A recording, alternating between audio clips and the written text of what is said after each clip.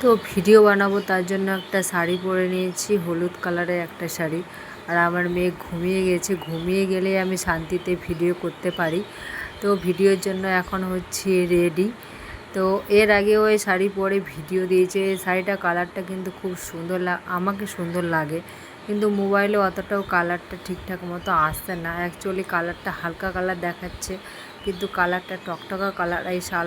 এই শাড়িটা কিন্তু আমার ভীষণ ভালো লাগে পরতে, নরম শাড়িটা। আর এই সুতির শাড়ি পরে ভিডিও বানাতে আমাকে খুব ভালো লাগে, যেহেতু নরম।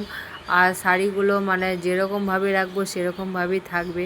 সুতির শাড়ি পরে ভিডিও বানাতে আমাকে সবথেকে বেশি ভালো লাগে। আর রেডি তো হচ্ছি, কিন্তু ভিডিও করতে পারবো তো?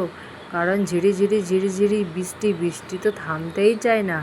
আর আমার কাছে ভিডিও একদমই নাই বলা চলে, একটাও ভিডিও নাই। আর ভিডিও না করলেও হয় না। যদি বৃষ্টি চলে আসে তাহলে আমি ঘরের মধ্যে ভিডিও বানাবো। তো এখানটা দেখতে পাচ্ছ আমি মজা করছি, শুধু ভাবছিলাম যে আমি ভিডিও করতে পারবো তো? শাড়ি তো পরে নিয়েছি, কিন্তু ভিডিও করতে পারবো তো এটাই শুধু ভাবছিলাম। কিন্তু দেখা যাক আমি ভিডিও করতে পারি কি পারি না। তো চলো তাড়াতাড়ি করে রেডি হয়ে নিই।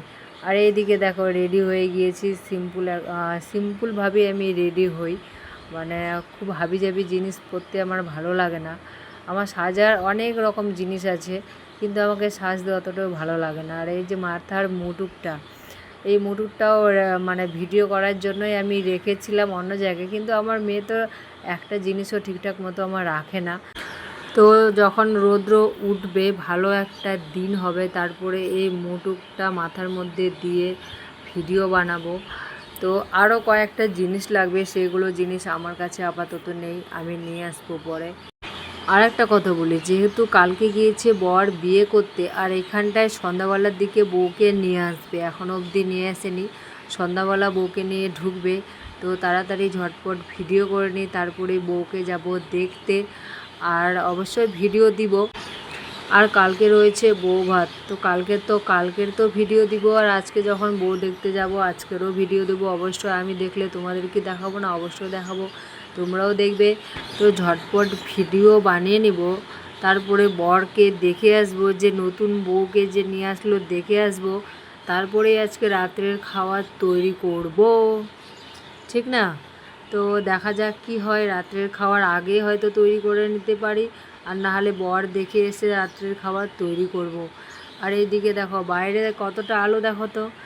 মানে ঘরের ভিতরে কোনো আলোই দেখাও যায় না, বোঝাও যায় না ঠিকঠাক মতো। তো আমার স্ট্যান্ড ছাড়া তো আমি পুরো অচল, আমার ভিডিও হবে না। আর স্ট্যান্ডটা একদম এখন একটুখানি ভেঙে গিয়েছে, আবার আমাকে নতুন স্ট্যান্ড নিতে হবে। কারণ এই স্ট্যান্ডটা বাইরে থাকে, তো আমার মেয়ে মানে কী বলবো, কিছু বলারই নাই।